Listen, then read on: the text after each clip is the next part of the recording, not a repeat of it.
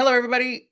I'm Mando. I'm the third flute piccoloist for the Olympia Symphony and your communications manager. Today, I have the absolute pleasure of introducing Rei Hotoda, who's going to be our guest conductor for our March 15th concert, Transform, featuring Kristen Lee performing Max Richter's recomposed Four Seasons.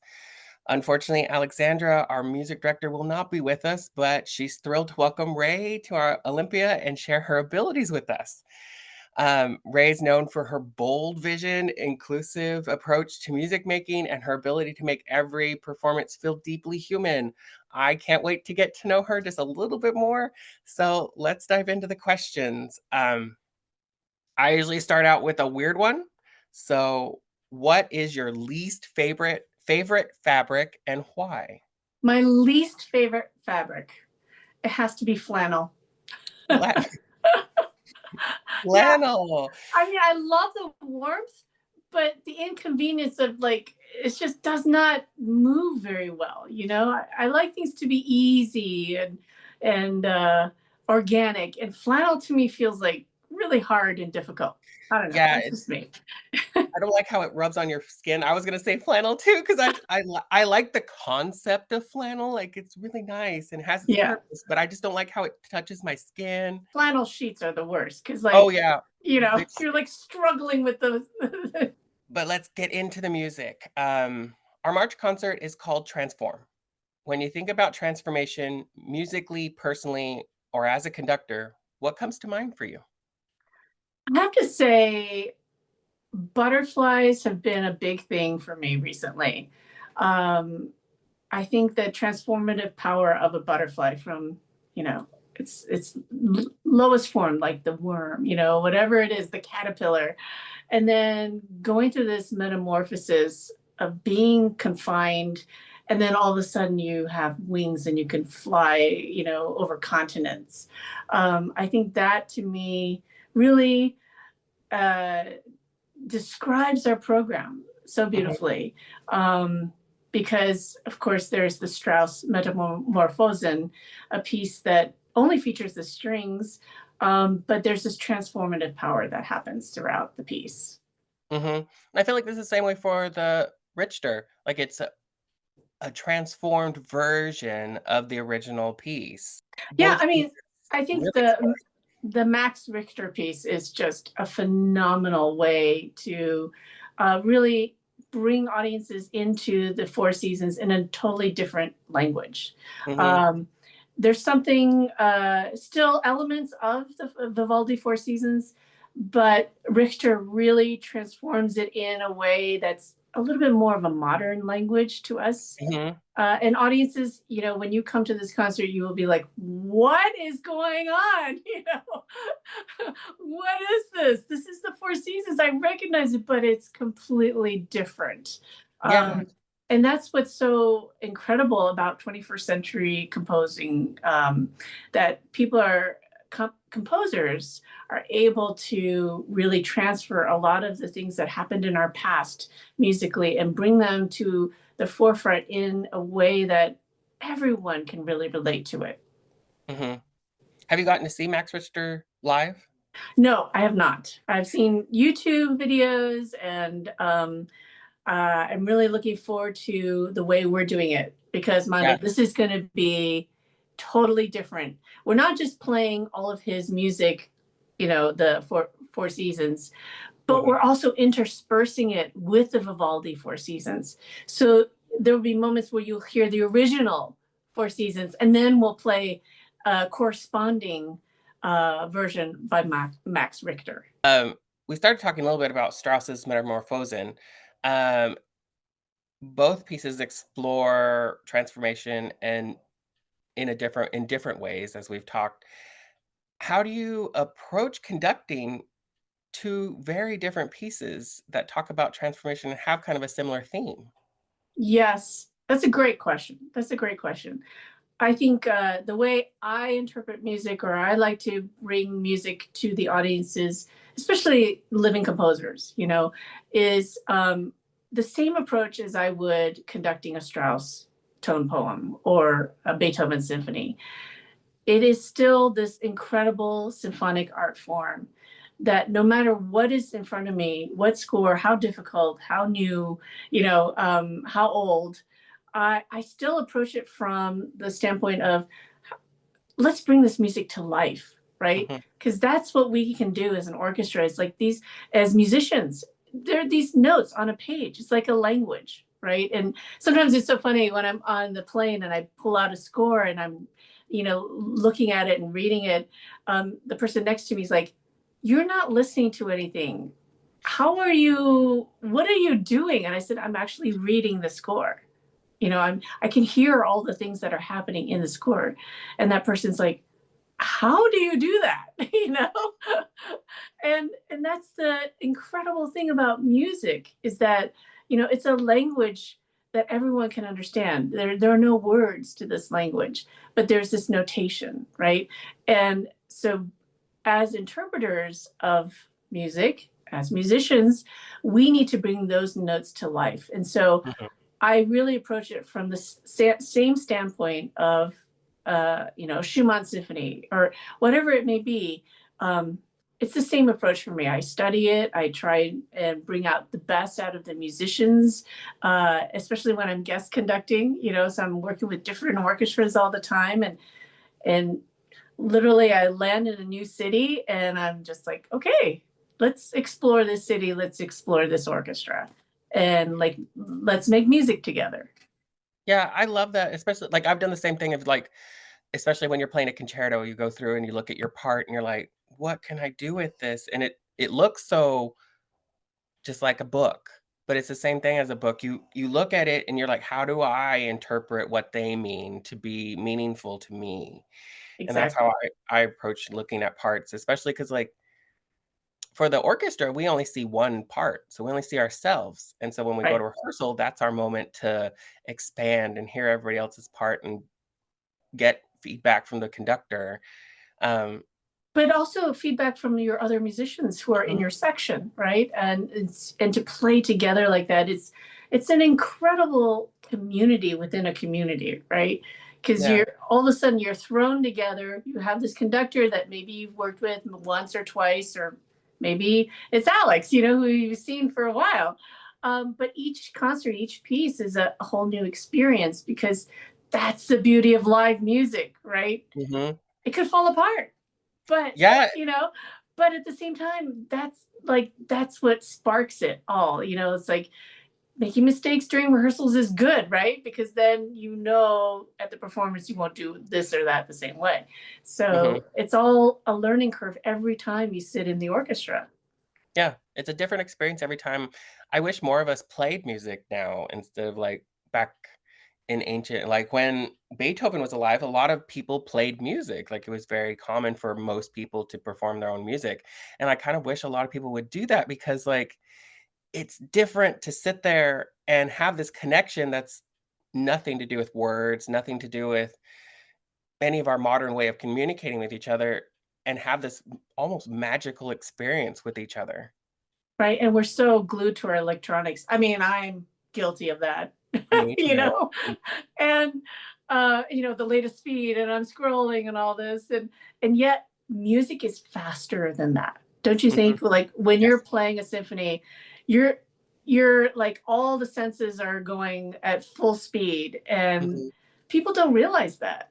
They think, oh, Oh, it's so relaxing for them to hear it and for us to play it. And yeah, our brains are just going nonstop because 'cause we're thinking like, "How am I in tune? Am I in time? How's am I fitting in with everybody's part? Am I watching the conductor? Is my oh, I gotta turn the page." Especially for oh my gosh, string players. I don't know how they, like, manage that bow. I Um, know. and then you guys with the seeing the whole score in front of you, that's just amazing. I love that you guys can see from the whole score and make sense of it. I know. It's pretty crazy. And especially when you add in, like, a soloist, because then you're paying attention to the soloist and the conductor, and it's just really fun. I love playing concertos 'cause as in the orchestra, because it's just you really like, the orchestra doesn't get to do that all the time, and it's fun when you get to play a concerto because 'cause you're making this music and interpreting, well, how somebody else is playing in the moment. Absolutely. You brought up a really good point. In that moment, Mhm. they can speed up. they can get, they can just take that ritardando even slower. And as a conductor, I have to be right there accompanying, like the orchestra Mhm. is accompanying the soloist. So, Yeah. uh, we have to be right there with that person to make sure that their interpretation is coming through. I love Yeah. seeing that. That's what I guess that was my favorite thing in the orchestra was looking up and seeing the language between the conductor and the soloist. And then when I took on more of the marketing, and so now I'm doing the photography and Yeah. videography for it, I get to watch that. And it's so I love capturing those moments of like seeing this nonverbal language between the soloist and the conductor. Absolutely. It's kind of laser focused, right? Hmm. Yeah, because You again, can, it's in that moment, in yeah, that 1 millisecond of a moment. Yeah. you can So see almost the physical tie between the conductor and the soloist. exactly. It's so exciting. Yeah, and this time we're gonna be performing with Kristen Lee, who's last performed Tchaikovsky with us, Oh, and wonderful. I love working with her. She's such a fantastic performer and teacher, and she has this brilliance on stage when she gets out there. What excites you the most about working with her for the Max Richter, and have you worked with her before? I have not worked with Kristen before. I'm really looking forward to it. I mean, she's got a wonderful reputation, and I welcome, this collaboration. You just never know.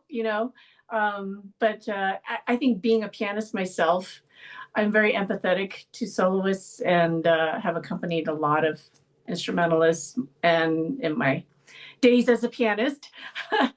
And again, knowing what it takes to get up there and play Tchaikovsky or this Vivaldi, it's very virtuosic, you know. Mhm.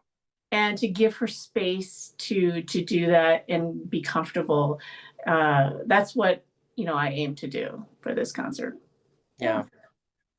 Yeah. Is there a lot of difference between like when you're accompanying as a pianist versus as a conductor, or is it pretty similar? It's different because I have a whole nother instrument, right? I have Mhm. 77 players as my uh, piano, basically.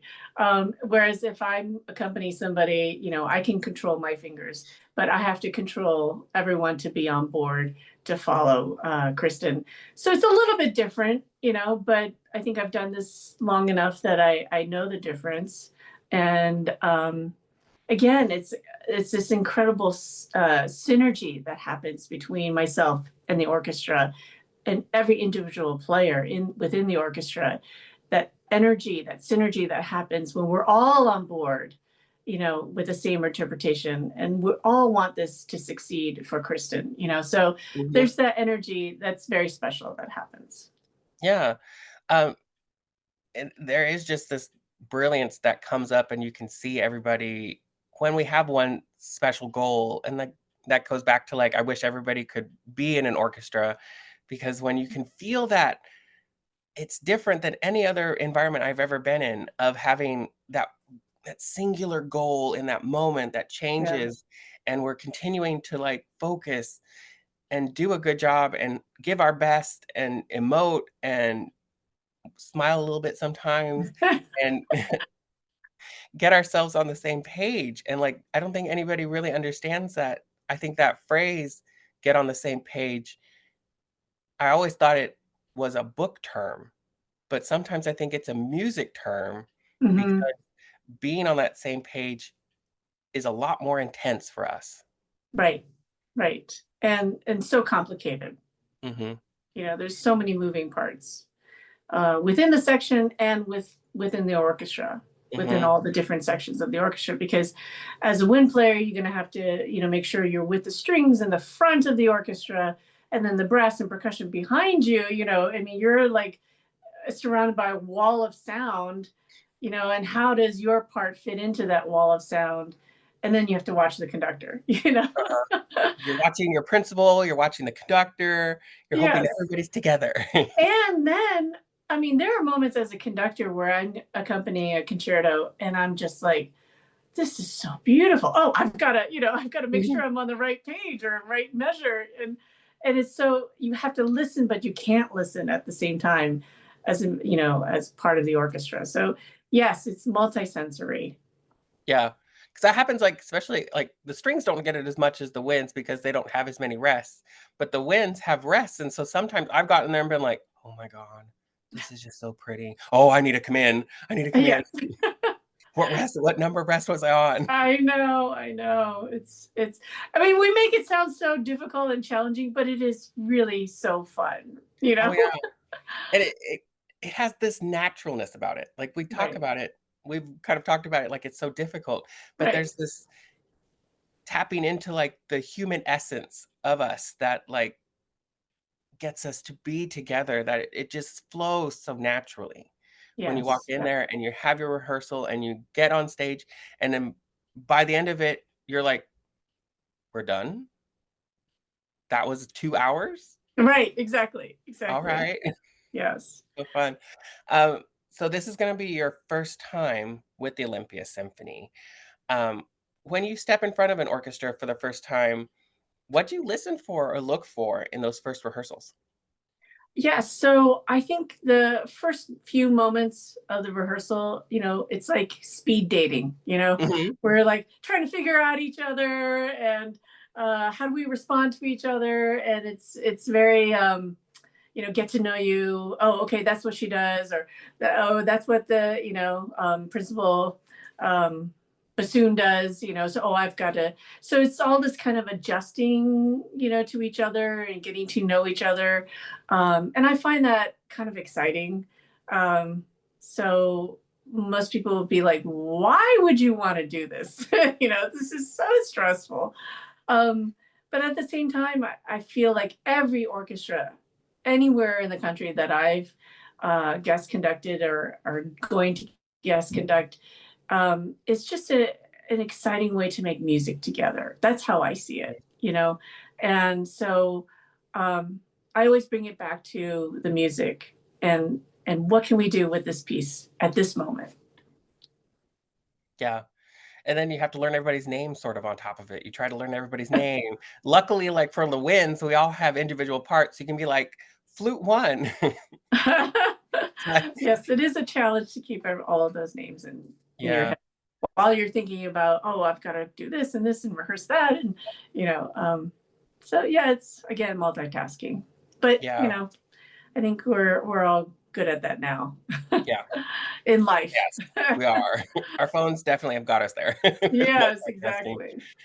Is there any like, do you have any standout moments of when the first time you've stepped in front of an ensemble? Standout moments. That's a good one. One of the most incredible moments I had was 15 months ago. I was on the stage walking into Carnegie Hall and conducting the American Composers Orchestra. And it was actually getting there that was kind of momentous for me because I get into the cab, I have my concert gear, my scores and everything. I hop in the cab and I said, "Take me to Carnegie Hall." And so that moment of like, oh, I'm going there to perform, was pretty special for me. But I have to say, I think, it's just special wherever I go. I'm looking forward to being in Olympia. I've never been there. And I have a dear friend in the orchestra, Holly Reeves. Yes. And yes, I haven't seen her for a very long time. And so it'll be like coming home in a way, just to make music with all of you and to see her as well. Yeah, because you and Holly were roommates? Yes, as an undergrad at Eastman. Yeah. I know, it's crazy. I love Holly. I love Holly. She's amazing. She's in 2 of the ensembles that I work with, and she's always this, when she walks in, I feel like I'm okay because Holly's there. Oh, that's amazing. I told her that day, like, sometimes I'm like, I get a little nervous going to Sinfonietta, and I love working with them, but when you step in, I just feel okay. Oh, Yeah, that's I love great. Holly. Holly's insights and her performing, and she's such a miraculous player and beautiful. How did you guys become roommates? I think we just hit it off. I don't know. It Mhm. was like immediate. We both were like, okay, we're gonna be best friends, I I don't know love if those things. I I don't love know if those that's moments. ever happened to you, but as Yeah. an undergrad, it was just like, yep, you're my people. I You did the know. same thing with my undergrad roommate. We met in music theory our first day, and for some reason, I just knew she was the one I need to sit by. Yeah, yeah. Yeah, it's But it's been magical. a long time since we've seen each other, so I'm really looking forward to it. Yeah, Holly's a fantastic person. Um, so Alex told me that she likes bringing conductors to the Olympia Symphony who are gonna teach us something or bring something special to the orchestra. I love that when she told me that idea. When you meet a new orchestra, what do you hope they might take away from your approach, or what do you hope to learn from them? Yes, that's another great question. I, I think that I mean, again, it has to come down to the music. I want us to perform the best possible concert we can. So looking at the best possible outcome. Those are the things that are really important to me. And also that the musicians have a great time. Mhm. I think making music is hard enough. Like, why do we have to make it even more difficult? So, those are the things that I think are really important to me in a performance. Have you ever worked with an ensemble and walked away and like, that really changed how I approach this or think of this? Absolutely. Absolutely. Yes. And it could be like the rehearsals went really well and then the orchestra did the concert and it was like a whole nother level. Mhm.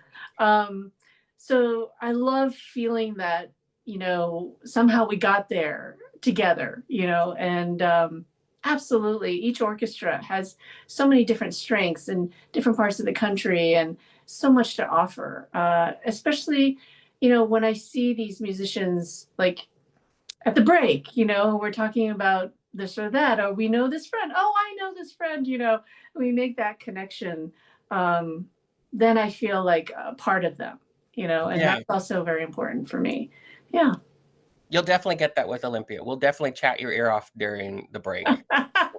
Probably most of us will Great. wanna talk to you for a little bit. We'll fight over who gets to talk to you during the break. and and actually I welcome that because I'm a stranger in a new place. Usually I don't know anybody in that area. I mean, of course, Holly, but it's always nice to feel welcome that way Mhm. and to feel a part of the orchestra and the organization. Yeah, it's fun doing that because we every once in a while will have, like, a guest conductor, and you can just see everybody going like, "How are we gonna sneakily get up there and ask a little question about who they are and talk to them for just a second and run away?" Yeah. Run away. Yeah, that's what I do. I run up and, like, say, "Hi, my name is Mando," and then I run up. "I'm the piccolo player," and then I run away. But it's really I really enjoy meeting new people in that way, especially, like because we all have such a major passion for orchestra and, like, Yeah, music, and it's fun to share that with another person. absolutely. I could talk shop 24/7, not eat or sleep or drink. It's Yeah. like of course drinking would be great. Yeah, you get some of us around each other, we're gonna talk about all kinds of stuff, it's really fun. Okay. Have you ever, like, played with a new ensemble, like, say something like Scheherazade, and then you walk away going, "I've never played it that way before." Oh, yes.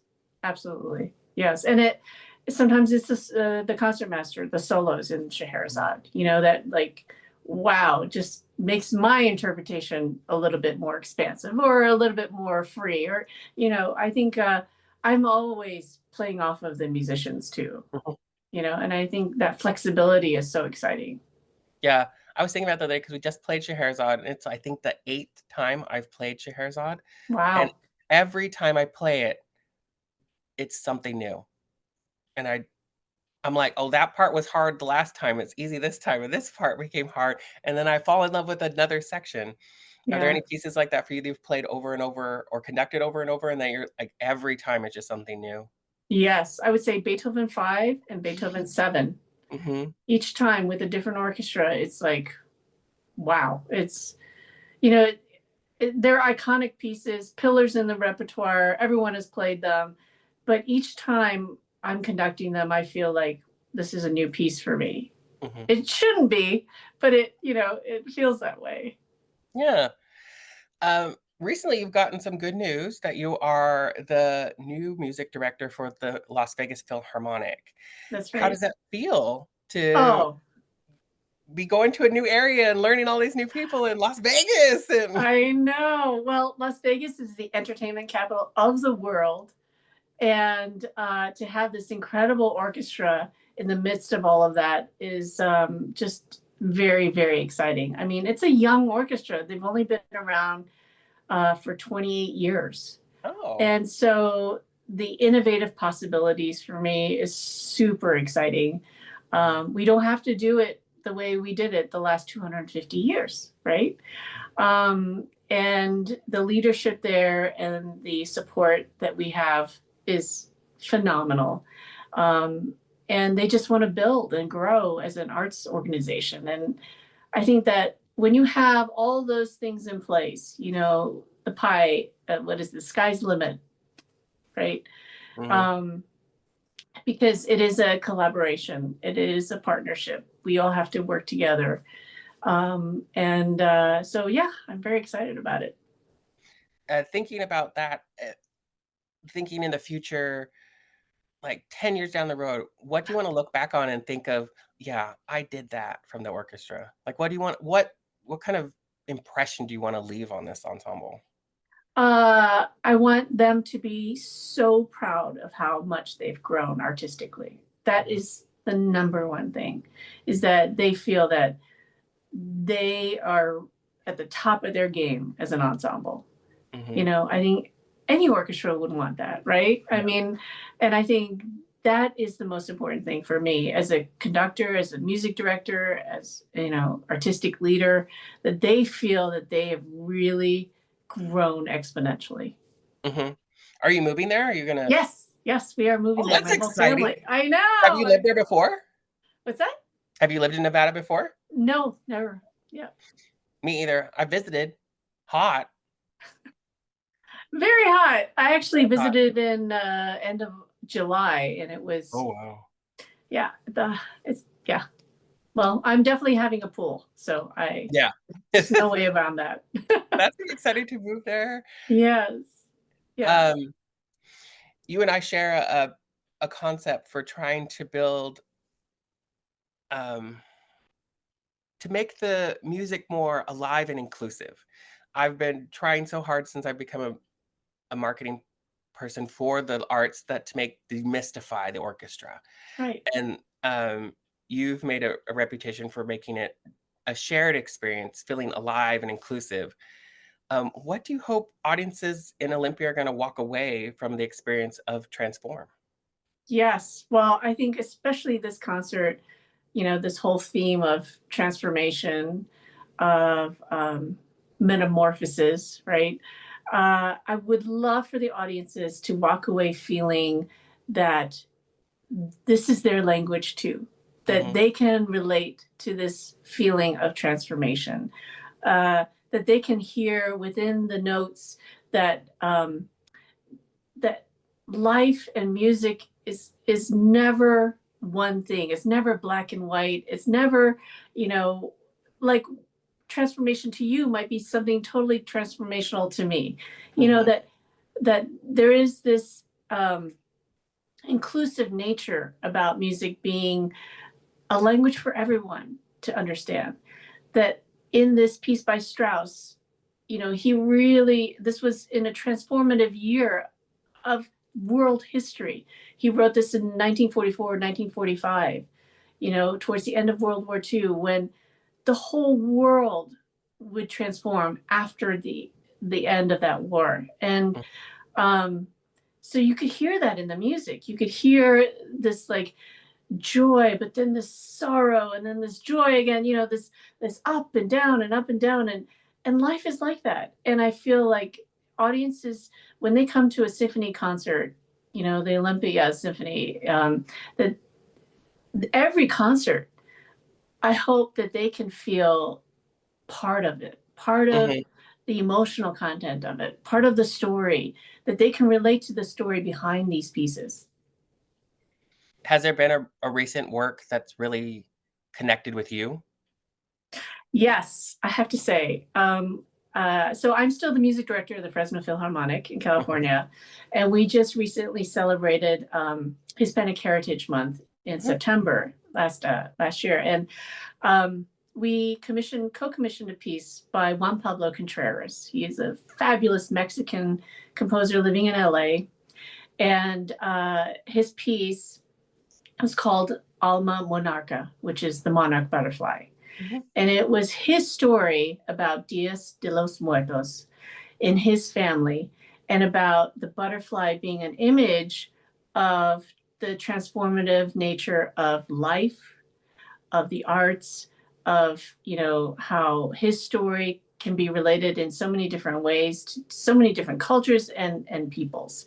And so that piece to me and to our orchestra was kind of a momentous moment mhm, and a very exciting moment, because we brought in the Mexican Artes Americas, a Mexican museum, to display a specific culture of art, the Purepecha culture. And this artist was from Purepecha, but he lives in Fresno, so he created all these new art pieces for our concert. We had taco trucks, food trucks Oh, wow. at the concert before the concert so people can mingle, have some amazing tacos, by the way.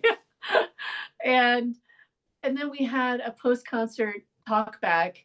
We call it Stay Tuned, where Mhm, the artist, the composer, the museum director, and the guest artist, who was also Mexican, we all talked about what it's like, what it feels like to be um, a part of this community.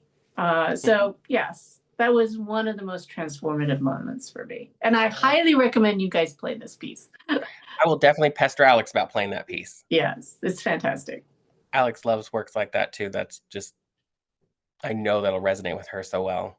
Ray, thank you so much for joining me today for the concert is Transform. It's going to feature you and Kristen Lee. It'll be March 15th at the Capitol High School Performing Arts Center.